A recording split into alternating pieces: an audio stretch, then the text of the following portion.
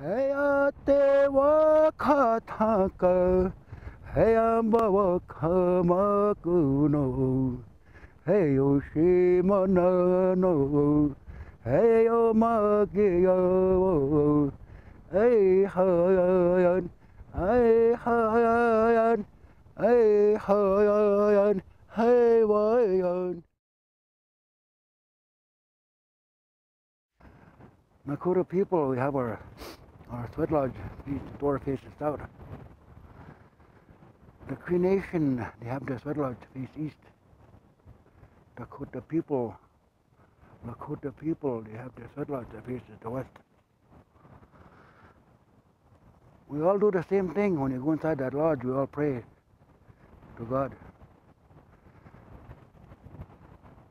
Many differences in the way we do a ceremony, but we all have one thing in common. We pray to the one God. They don't know how to talk their language. Their language is passing on slowly. We seem to forget our traditional ways. A long time ago, it wasn't like that. We all looked after each other. Nowadays, it's different. This land right here is very sacred, belonged to Dakota people, and they shared it with all other tribes that came within contact, that they became in contact with. They shared that land. Not like today, we say we own that, that's ours. A long time ago, it wasn't like that.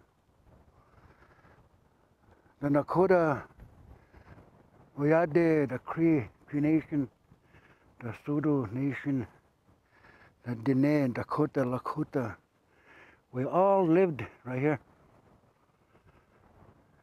Long before there was a Saskatchewan, long before there was a Kisby or a Kola Carlisle. And like I said, our traditional ways are setting with the sunset. It's up to us, younger generation now, as people that know these ways to try to teach our young people. Olive MacArthur, former chief of Pheasant Rum Dakota First Nation, retired chief for 6 years. And I was born on White Bear, October 2nd, 1943, on the reserve, on a cold winter day, I was told.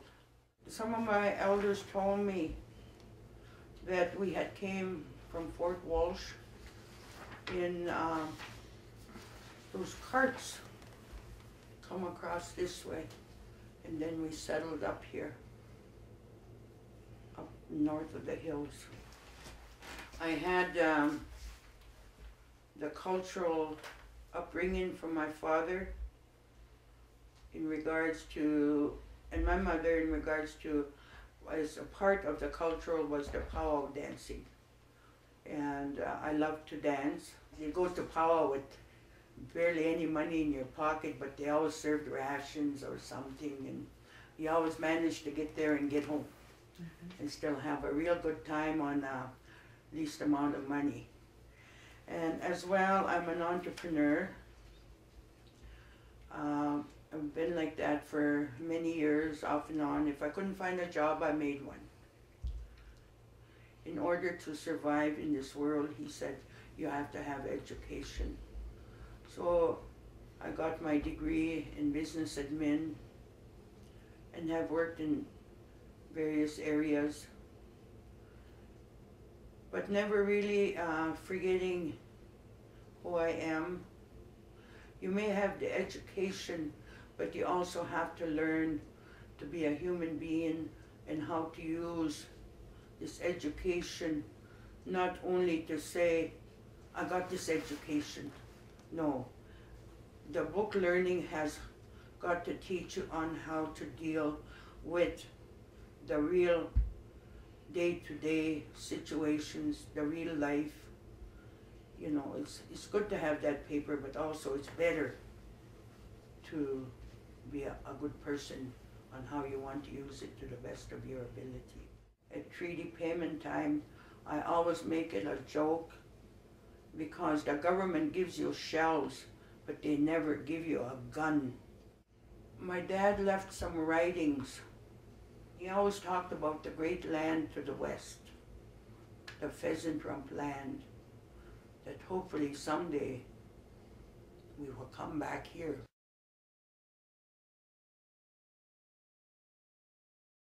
We went to residential school in a great big truck. I don't remember the day, it was 1940, but the date I never forget. There was there was 2 other reserves beside us on the truck already. There was some people from Sioux Valley, and some kids from Pipestone, Manitoba, and there was us from White Bear. And we were the last ones to get into this truck, big truck. And we rode, got in there. It was hard. Even the RCMP was standing out there, the Indian agent, to see that we were getting into the bus, into this truck. Yeah. And if we we didn't go to school, my dad would have been gone to jail. They would have picked him up and locked him up for not having us go to school. That's just the way it was in the 40s. Like we did, we didn't go to the residential school, our parents were locked up. They were put away. The RCMP made sure that you were gone. We were forced to go to these schools. Then after I come out of residential school, I lost all this culture that I had with my grandpa and Uncle Steve. Them showed me. We lost that in the residential school. They took all that away from us. Our way of life, our parents, the way we lived, our love for our parents, they took that away from us too. That was gone. Then after the residential school, we got my dad and them, grandpa, they fought for a school, a day school. We got that White Bear, 1946. I believe they got the school started. When Grandpa started me off in dancing, he used to tell me, we used to dance. I used to dance grass dance. We used to have these big old houses there. Like this big house here by Grandpa's, and we used to dance in there. We used to have Christmas and Easter and whatever powwow we used to have. We used to be powwows all the time on White Bear, many years ago. Every big house had a powwow going sometimes. Every weekend we used to dance. Me and some other old guys like old Douglas Pewin and Jim Hoste and all these old guys. We used to dance with Zoya. We used to dance.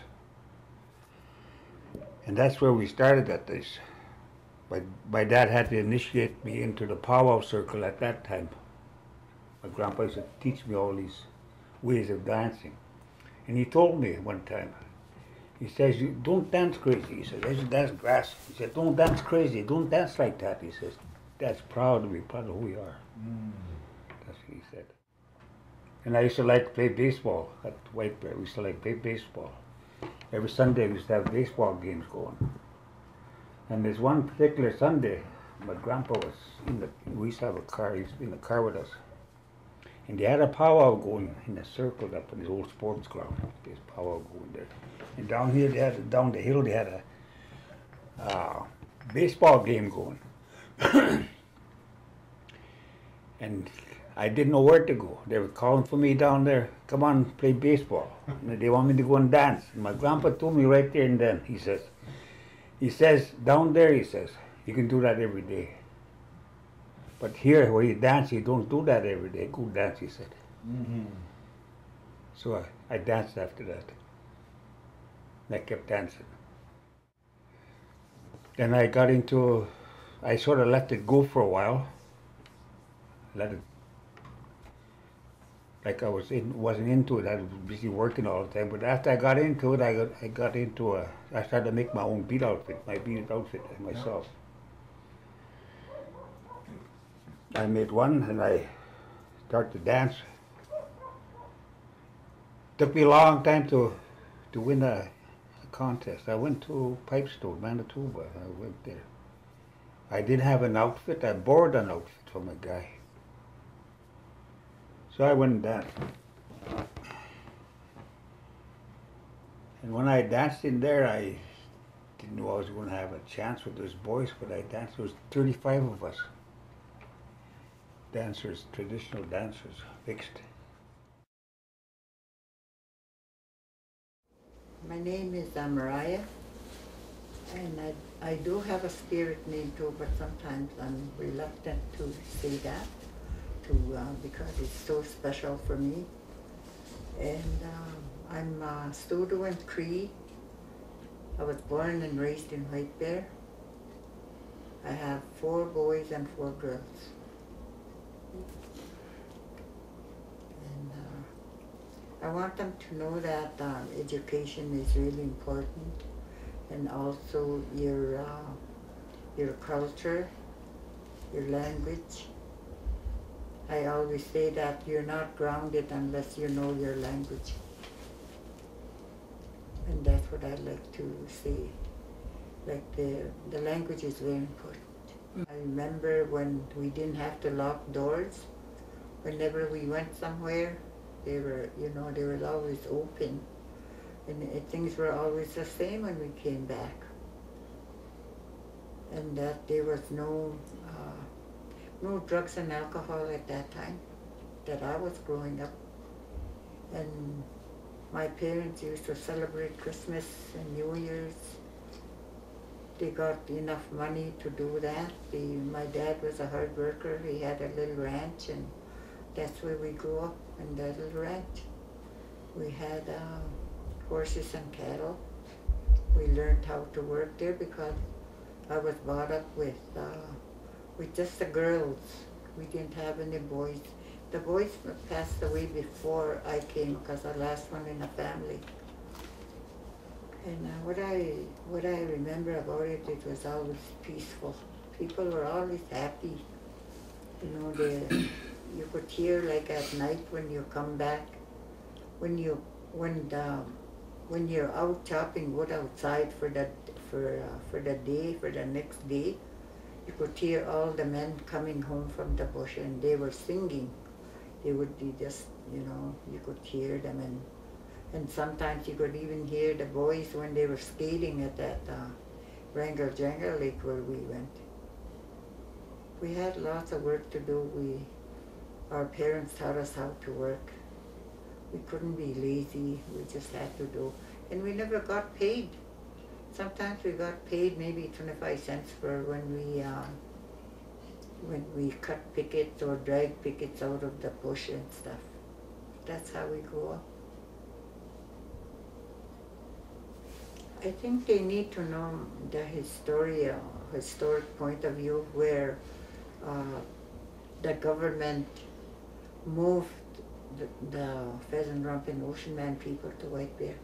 I think they need to know that. They need to know that we were at whatever happened there, that we weren't a part of it. Like we weren't really consulted properly of what would happen. They just said that that they would have they would get these things and that in place of the land they had over there. And I heard stories about how the process went, but I know that it wasn't very healthy when they marched them. I was told that they marched the 2 bands over here in March, and they had to walk with the escort of a police. And a lot of people like that came from over there. I know that one of the elders said that every time they asked him to tell the story, he would cry because it wasn't a very good experience. Mm-hmm. That's what little I know about that. There's a lot of things that have changed, mm-hmm. Especially in the 60s when they allowed the liquor to come here. Then, everything changed. Everything changed after that.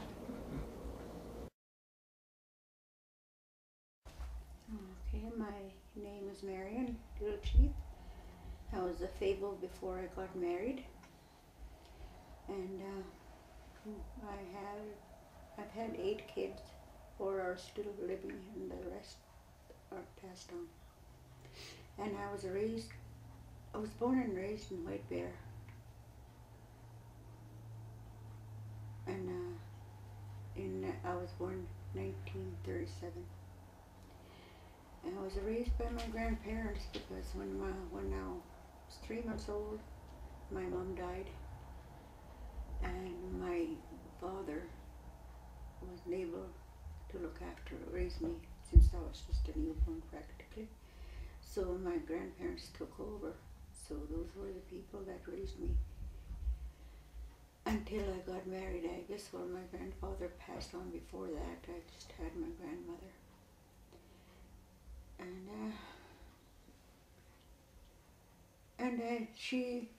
They taught me quite a bit, but it's at times I don't remember most of it because I was at the age that I guess I didn't really listen. But now that I'm getting older all the time, I start to remember here and there. And I'm also forgot to say that I'm Cree, and they also say that my grandparent, one of my grandparents was Soto, after them Soto, and my grandfather was the other way around. He talked to them in Cree. Mm-hmm. But mostly that's what I learned Cree more than I did Soto. Mm-hmm. I understand Soto, but I can't talk. And that's about it, I guess. My dad used to teach me how to ride. When I was 5 years old, put me on a horse, lead it for a while, till I was able to be on my own. And we used to ride just about every time he has time to go out with me. As I got older, he used to kind of made the horse walk faster, and then from there on, kind of trotting. And I was about 6, 7 years old. All of a sudden, he'd start making that horse run faster, and I had to try and keep up. And I turned. Then he started to gallop, and I was very scared. But he kept looking at me to see how I was doing, so I had to do what he was doing because I was watching him. That's how I learned how to ride, and after that, I just loved riding horses. Yeah. When I was growing up, my dad and my grandpa used to get the white people to come cut wood. The white men used to ask them to cut loads of wood for them. He used to start off early in the morning in the winter time, because there was a big lake where I live now. At that time it was big, the lake I mean. And they used to go out with them to cut wood for them, help them cut wood. And those white men, they had bells on their horses, and you can hear them coming from the south. You can hear the bells coming to pick up my granddad and my father. And the same thing in the evening when you could just hear them from the north, those bells on horses. And yeah, it was really peaceful at that time. There was nothing to worry about, trouble coming to your home or anything like that. Everybody got along. I don't know, but I can't say that there was any drinking, but maybe there was, but there was nothing like it is today. Mm-hmm. Just quiet. They have to be taught who they are, their language, and who their grandparents were. That's the most important thing, because that's where we all come from, is our grandparents and their sons and daughters become mothers, and that's how children are about. And because when I go someplace, when I meet different people, they ask me who I am, whether I'm a Cree or Cinnabon or whatever, and they want to know my language and who my parents are, and them kind of questions people ask. So I think that the youth should be aware of that, because if they don't know, they wouldn't know how to answer. Yeah. Because that's coming up now, and some of them don't even understand their own language. Either their parents are the same way. The teachers are always telling us the language should come from the home. But both Mariah and I know that the parents, most of the parents, they don't know how to talk their own language. So they have to be taught somehow so they can really understand who they are and what their language is. That's really sad, because those little wee kids that are growing up, all they talk is English, and they don't know whether they know who they are or who their grandparents are, or